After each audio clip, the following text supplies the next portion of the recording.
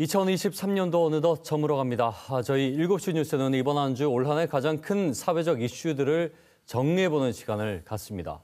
오늘은 먼저 교권 정상화에 대한 내용 짚어보겠습니다.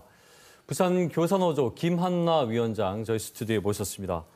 예, 어서 오십시오. 예, 반갑습니다. 지난번에 저희 스승의 날 때였죠, 나오신 게. 어떤 변화들이 있었는지 오늘 좀 차분하게 정리를 해보죠. 올 한 해 돌아보면 교사들이 학교가 아닌 거리로 나섰고 또 추락하는 교권, 또 교사들의 안타까운 소식들이 참 많았습니다.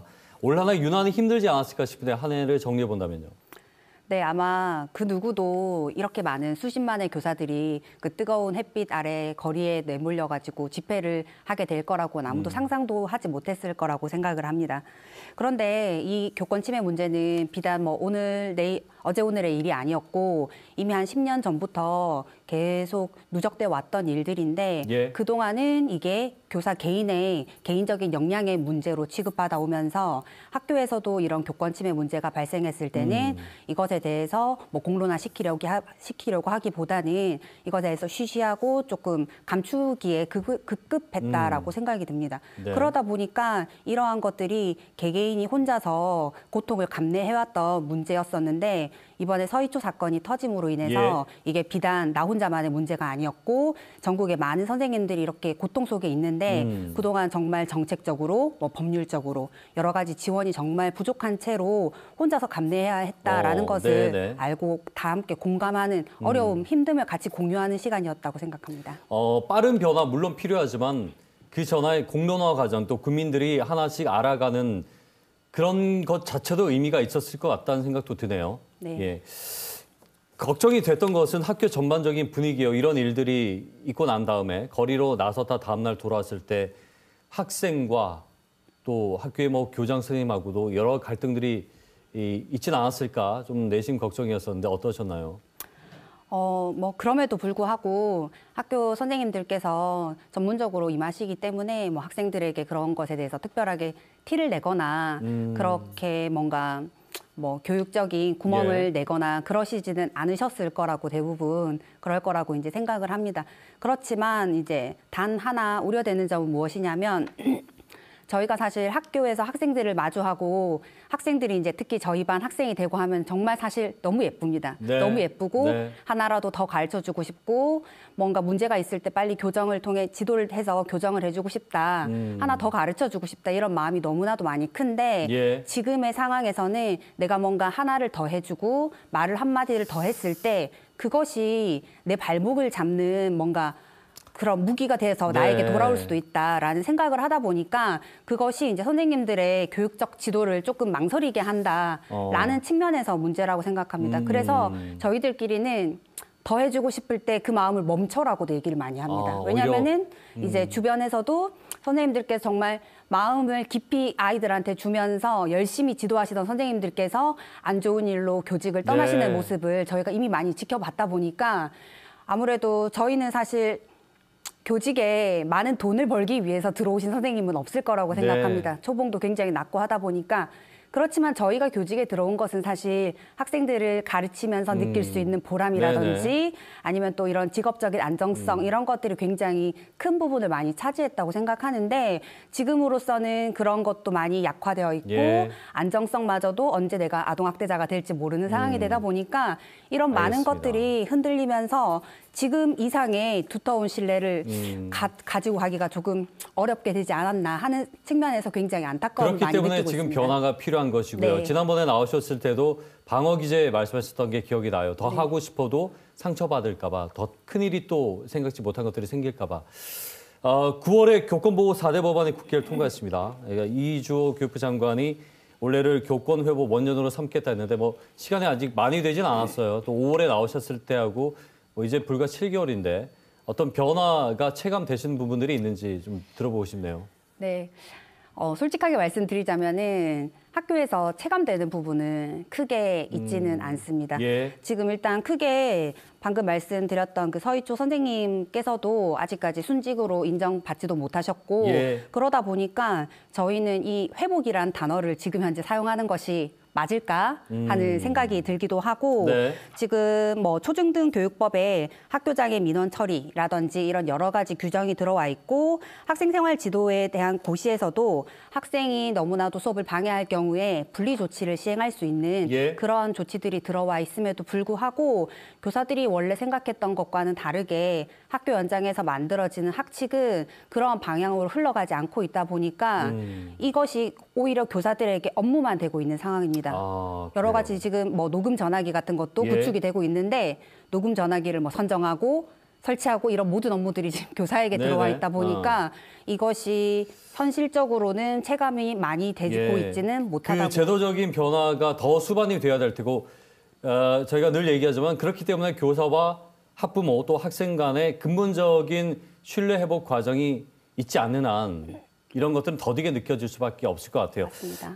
그 교사의 책임과 권한에 대한 인식 조사와 관련해 가지고요. 교사의 권한과 책임에 대해서 여전히 이제 교사와 학부모 간의 괴리가 좀 생각 차이가 있는 것 같아요. 여기는 어떻게 좀 보십니까? 저희가 느끼기에도 그렇다고 생각이 듭니다.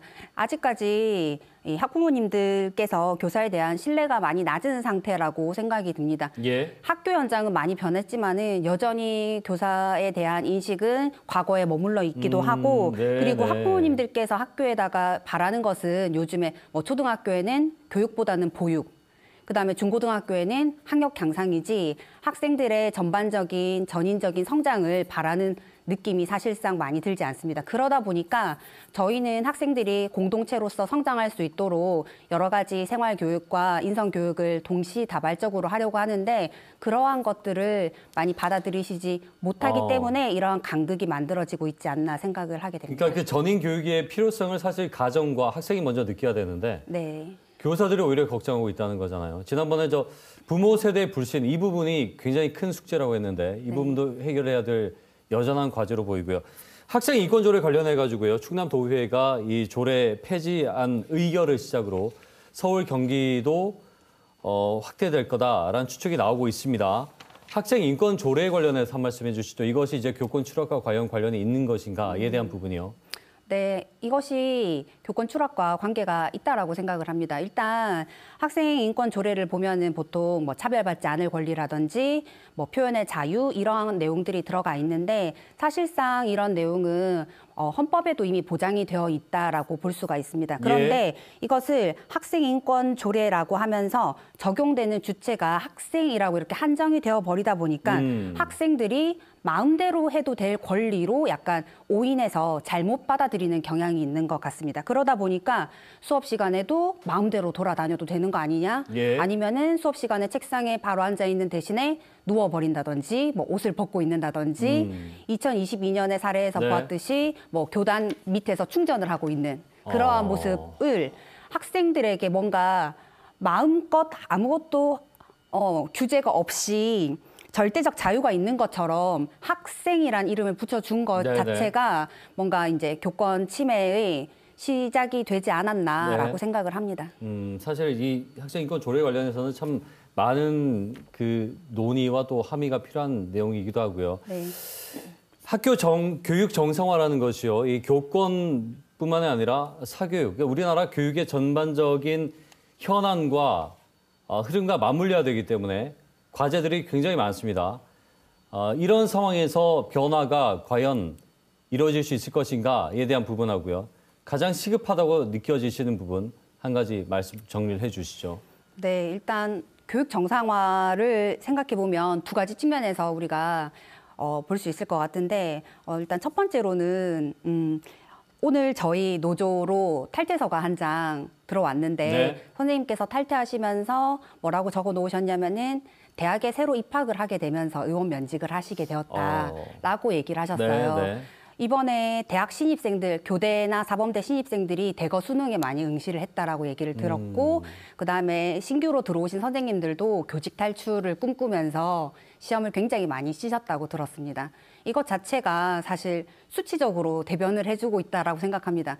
아무래도 아직까지 교육이 정상화되는 것은 너무나도 요원한 일이 아닌가라는 생각이 들다 보니까 학생들이라든지 젊은 선생님들이 나가고 있다라고 생각이 들어서 이러한 악성 민원이라든지 여러 교사들에게 가해지는 이런 압력들 이런 것들이 해결되지 않으면은 교육 정상화가 좀 어렵지 않나라는 생각이 들고 두 번째로는 교사들에게 지금 가장 본질적인 수업 이외에 여러 가지 행정적인 업무가 너무나도 과도하게 많습니다. 네, 저희가 8시간 근무를 하면은 하루에 한 4-5시간 정도를 수업을 하고요. 그다음에 점심 지도를 하고 아침 지도, 뭐 청소 지도, 종례 여러 가지 지도를 하고 중간중간 상담도 하지 않습니까? 그런데 그 나머지 시간에는 행정 업무도 해야 되고 그러다 보면 교재 연구를 할 시간 자체가 주어지지 알겠습니다. 않는다라는 그러니까 겁니다. 오롯이 교육 활동에 전념하기 힘든 환경, 게다가 이제 교권 추락이라는 또 이런 현실까지 있으니까 여러 가지가 좀 혼재가 돼 있다는 생각이 드네요. 정상화되면 어렵습니다. 알겠습니다. 이게 시간이 걸리겠지만 올 한 해가 그래도 변화의 초석이 좀 마련됐길 기대를 해보면서 오늘 말씀 여기까지 듣겠습니다. 오늘 고맙습니다. 네, 감사합니다. 부산 교사노조 김한나 위원장과 함께 얘기 나눠봤습니다.